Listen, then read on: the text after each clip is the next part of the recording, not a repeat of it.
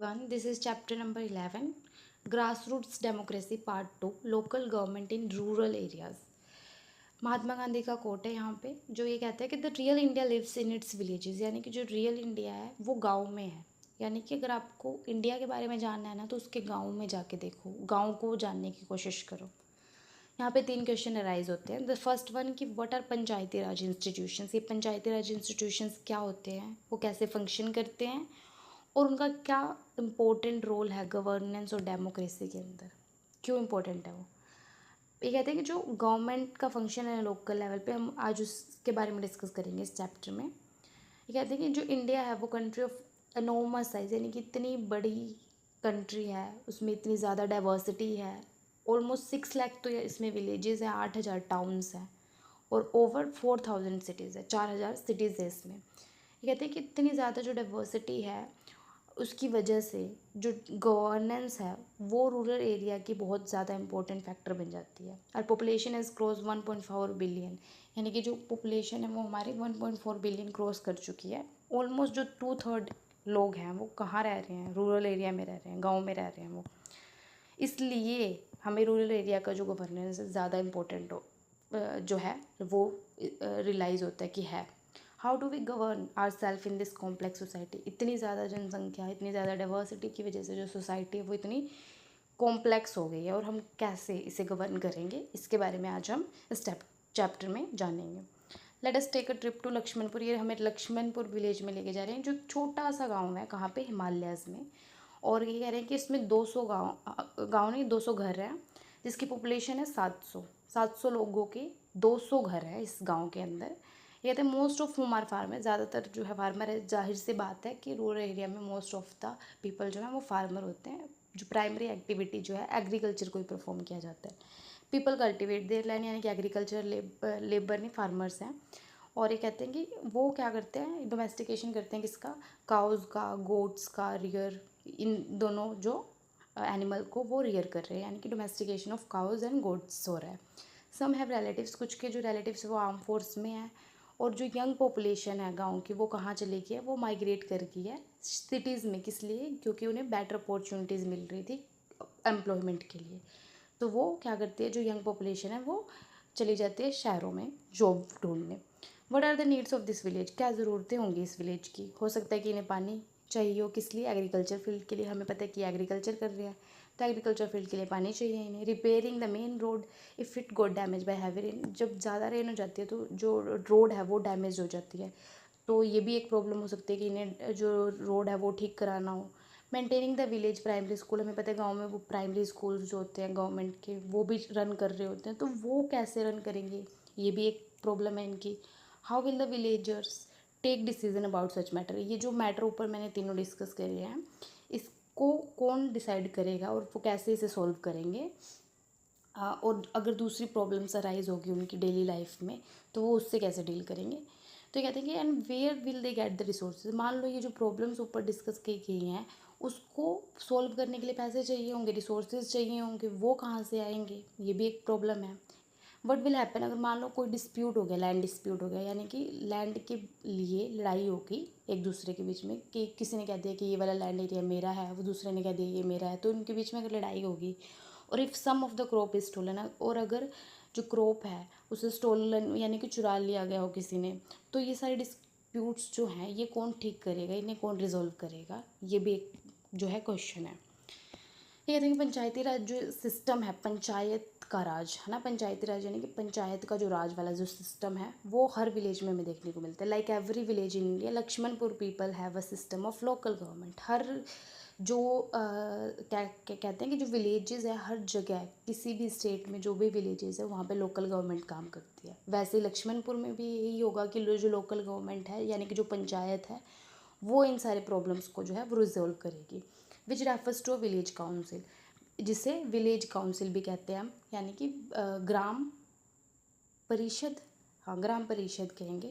Panchayat bring governance closer to the people, यानी कि पंचायत जो है वो गवर्नेंस किसके हाथों में ले आती है, लोगों के हाथों में। ऐसा लगता है कि जो लोग हैं वही रूल्स बनाने, रूल्स को इम्प्लीमेंट करने और उसकी प्रॉपर फंक्शनिंग में जो है किसका रोल है, लोगों का एक रोल है। पंचायत जो है वो गवर्नेंस को क्लोज कर देती है, लोगों के पास ले आती है, making it possible for them to actively participate in decision making. यानी कि जो डिसीजंस लिए जाते हैं उनकी लाइफ से रिलेटेड, उसमें लोगों की खुद की भी से होती है, वो खुद भी डिसाइड कर सकते हैं कि उनके लिए क्या सही और क्या गलत है, उन्हें किस चीज़ की ज़रूरत है।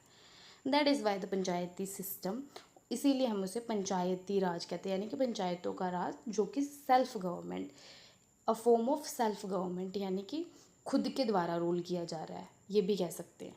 पंचायत प्ले वाइटल रोल, यानी कि इंपॉर्टेंट रोल प्ले करती है जो भी लोकल इशू है उसे सॉल्व करने के लिए, और जो भी गवर्नमेंट की स्कीम्स हैं उनके बेनिफिट्स जो है लोगों तक पहुँचे, उसका भी काम क्या है, वो भी काम कौन करता है, पंचायत ही करता है। District level, block level, village level, यहाँ पे 3 लेवल बताए गए हैं लोकल लेवल के। यानी कि सबसे पहले आता है विलेज लेवल, जिसमें काम करती है विलेज परिषद और ग्राम पंचायत। ब्लॉक उससे ऊपर होता है विलेज से, उसमें आता है ब्लॉक पंचायत, पंचायत समिति कहें या फिर मंडल परिषद, ये तीनों नाम इसके ही हैं। फिर आता है सबसे ऊपर डिस्ट्रिक्ट लेवल, यानी कि इसमें आती है डिस्ट्रिक्ट पंचायत और जिला परिषद। तो 3 लेवल्स जो है लोकल लेवल पे हमने डिस्कस किए हैं, पहला है विलेज, दूसरा block and the third one is district level.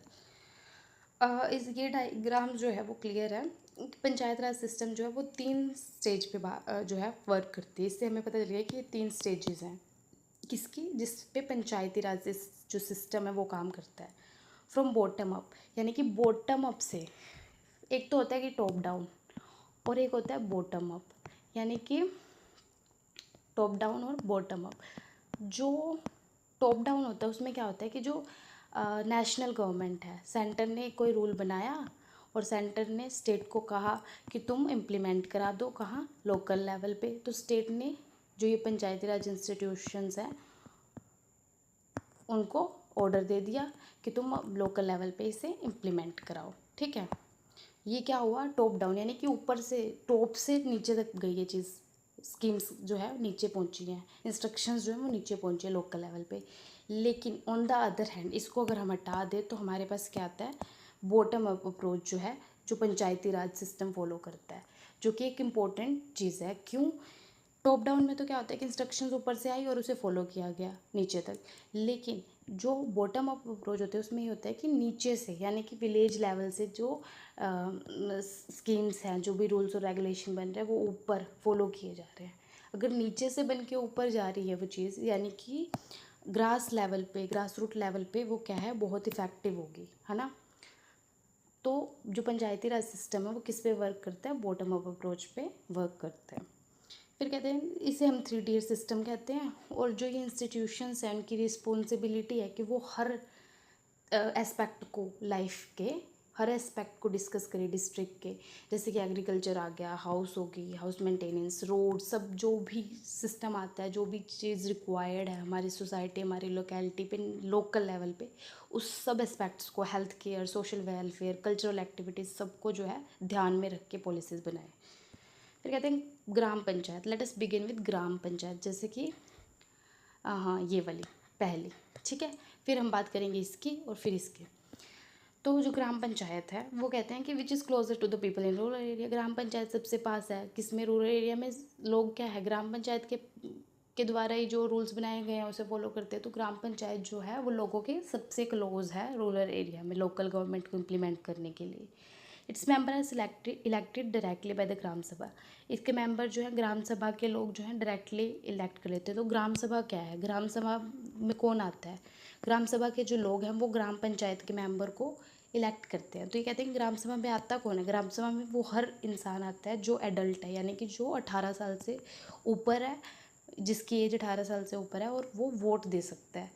वो सभी क्या हैं, ग्राम सभा के सदस्य होते हैं और वो लोग इलेक्ट करते हैं किसे, ग्राम पंचायत के मेंबर्स को, ठीक है। तो ये कहते हैं कि which is group of adults from a village, यानी कि ग्राम सभा वाले वो लोग हैं जो एडल्ट्स लोग हैं और जिनकी जो एनरोल्ड है एज अ वोटर, जो कि वोटर्स भी हैं।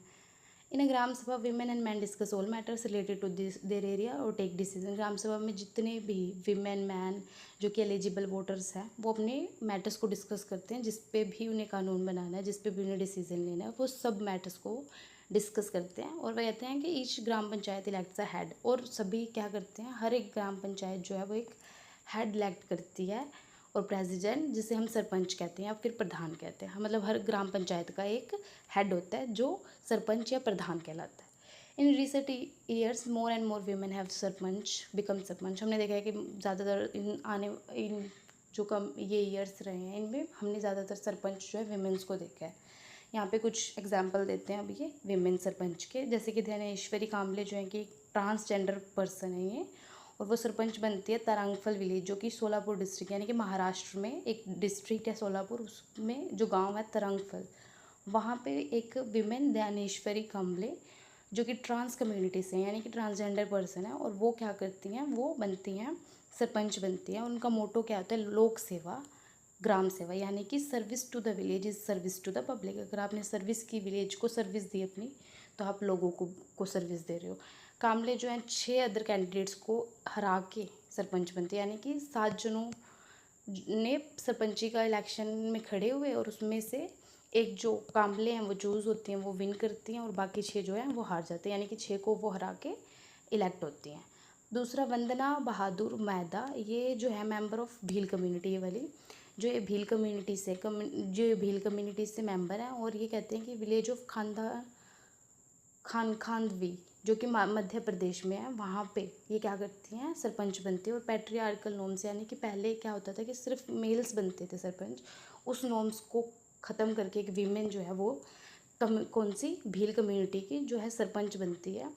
और वो क्या करती है, she convince women in the village to attend, और वो वीमेंस जो भी उस विलेज में, उन्हें कहती है कि तुम मीटिंग्स में आओ, सभा की जो ग्राम सभा की मीटिंग है उसमें आओ, और अपनी जो भी इश्यूज़ हैं, सैनिटेशन, एजुकेशन से रिलेटेड जो भी तुम्हारी प्रॉब्लम्स है उसे डिस्कस करो ताकि हम उसे सॉल्व कर सकें।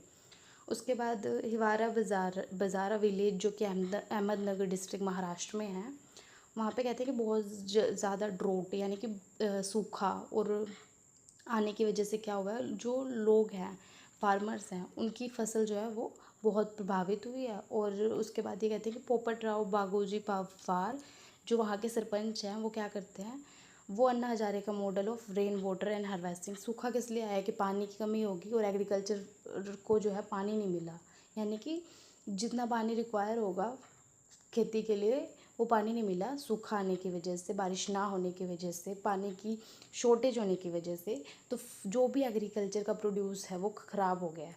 तो वहाँ का सरपंच जो है इस डिस्ट्रिक्ट का, अहमदनगर डिस्ट्रिक्ट में जो विलेज है हिवारे बाज़ार का, ये हैं पोपट राव बागोजी पवार। वो क्या करते हैं, वो अन्ना हज़ारे का जो मॉडल है रेन वाटर हार्वेस्टिंग की, रेन वाटर को हार्वेस्ट करो यानी कि बचा के, और वाटर शेड कंजर्व करके उसको क्या करो कि जो भी पेड़ पौधे हैं उनको पानी पहुंचाओ, ठीक है, उसको अपनाते हैं ये। और जिसकी वजह से ग्राउंड वाटर जो है, ये क्या करते हैं कि बहुत सारे पेड़ लगाते हैं, लैक्स ऑफ पेड़ लगा देते हैं, जिसकी वजह से ग्राउंड वाटर जो कि नीचे गया होता है वो वापस से रिचार्ज होकर ऊपर आ जाता है।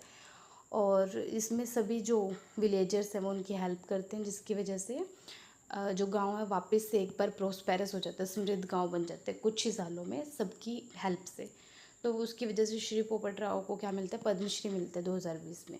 तो एक स्टोरी बताई गई है, ये कहते हैं कि जो ग्राम पंचायत है उसे असिस्ट कौन करता है। ये जो ग्राम पंचायत इन्होंने बताया है कि ग्राम सभा जो है वो ग्राम पंचायत को इलेक्ट करती है, और ग्राम पंचायत का जो मेंबर है उसे कौन असिस्ट कर रहा है, उसे भी तो हेल्प करने के लिए कोई चाहिए, वो है पंचायत सेक्रेटरी।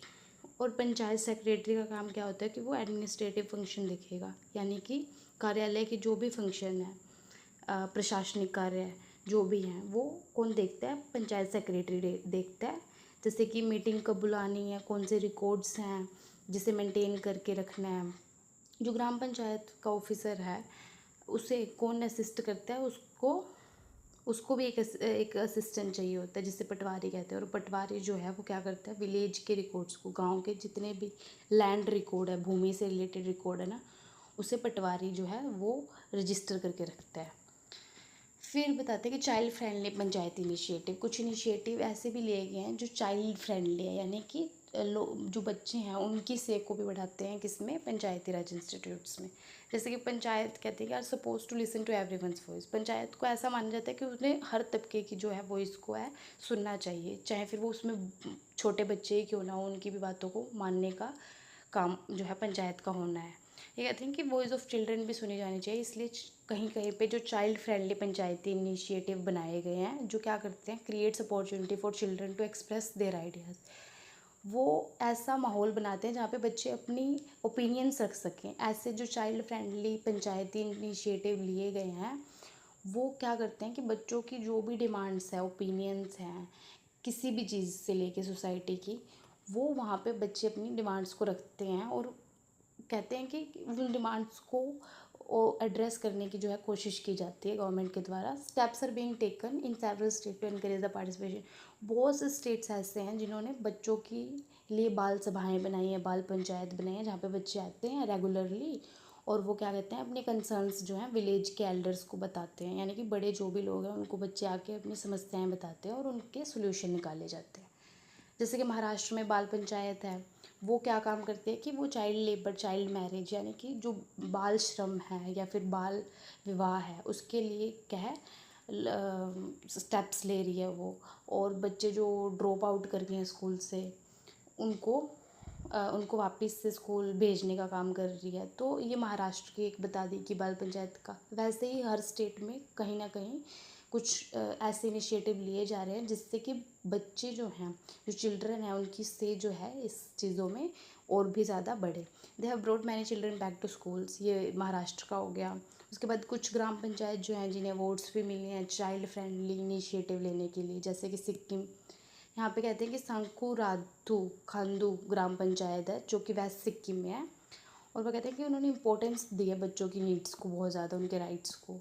उन्होंने कंपाउंड वॉल्स बनाए हैं स्कूल्स में ताकि बच्चे सेफ़ फील करें। उन्होंने मिड डे मील्स और हाइजीन वाली, यानी कि साफ़ सफाई से खाना जो है, दिन का मिड डे मील जो है वो पके और बच्चों को के लिए जो है ग्राम पंचायत ने क्या किया है, किचन बनाए हैं स्कूल में। तो ये कहते हैं कि जो भी एफर्ट्स संकू राधू खांडू ने किए हैं वो चाइल्ड फ्रेंडली ग्राम पंचायत के लिए ज़रूरी थे और इसके लिए उन्हें रिवॉर्ड्स भी मिले हैं गवर्नमेंट के द्वारा। Let us look at another example. एक राजस्थान का अब एग्जांपल दे रहे हैं कि यहाँ पे चिल्ड्रंस पार्लियामेंट जो है, N offshoot of Bunkers Roy Barefoot College initiative a few decades ago empowered underprivileged children in Rajasthan rural areas through education and democratic participation। Children जिनकी एज 8 से 14 साल है वो गवर्नेंस में जो है वो अपनी से डाल सके, इसलिए क्या किया गया कि learning about democracy and social responsibility through night schools and parliament like election.